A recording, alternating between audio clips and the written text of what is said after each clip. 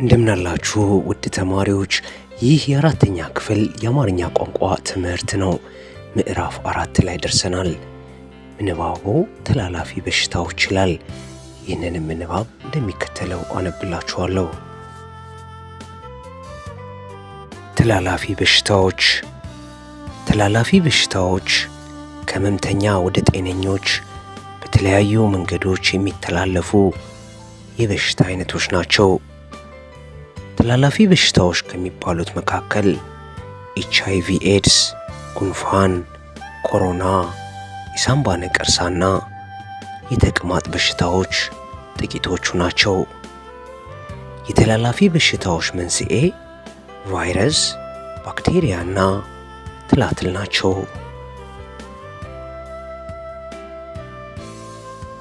ተቅማጥ በባክቴሪያ አማካይነት በተበከለ ምግብና ውሃ ይከሰታል። የተቅማጥ በሽታ በተለይ ሕፃናትን ያጠቃል። በሽታው በንጽህና ጉድለት ምክንያት የሚመጣ ሲሆን በንክኪም ሊተላለፍ ይችላል።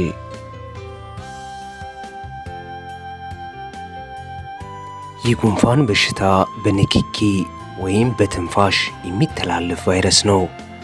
የሳምባ ነቀርሳ በሽታ በአብዛኛው ሳምባን የሚያጠቃ በሽታ ነው። ሆኖም መተላለፊያ መንገዱ በአብዛኛው በትንፋሽ ነው።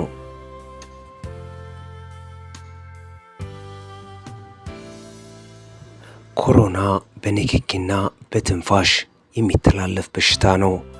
በአጠቃላይ በአካባቢያችን ንጽህናና የግል ንጽህና በመጠበቅ ተላላፊ በሽታዎችን መከላከል ይቻላል።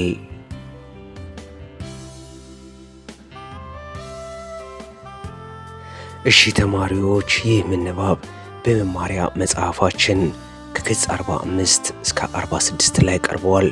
ምንባቡን እያነበባችሁ መልመጃዎቹን እንድትሰሩ አሳስባለሁ። መምህር ዘኪ ነበርኩ። በጣም አመሰግናለሁ ተማሪዎች።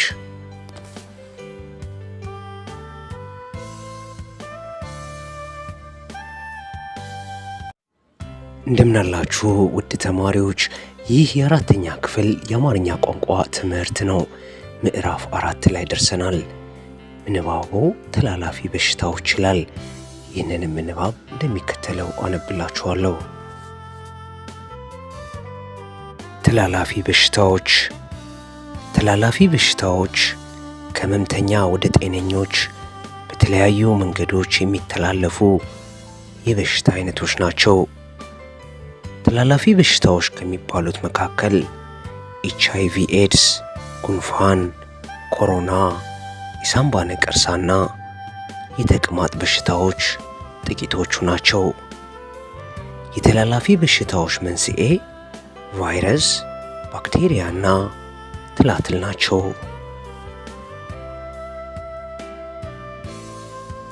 ተቅማጥ በባክቴሪያ አማካይነት በተበከለ ምግብና ውሃ ይከሰታል።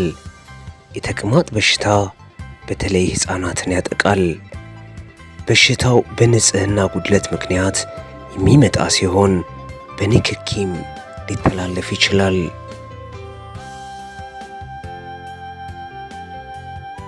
የጉንፋን በሽታ በንክኪ ወይም በትንፋሽ የሚተላለፍ ቫይረስ ነው። የሳምባ ነቀርሳ በሽታ በአብዛኛው ሳምባን የሚያጠቃ በሽታ ነው። ሆኖም መተላለፊያ መንገዱ በአብዛኛው በትንፋሽ ነው።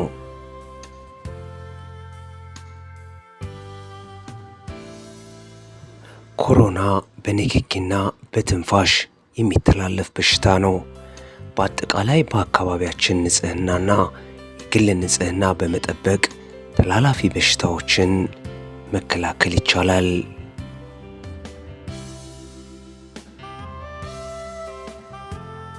እሺ ተማሪዎች፣ ይህ ምንባብ በመማሪያ መጽሐፋችን ከገጽ 45 እስከ 46 ላይ ቀርበዋል።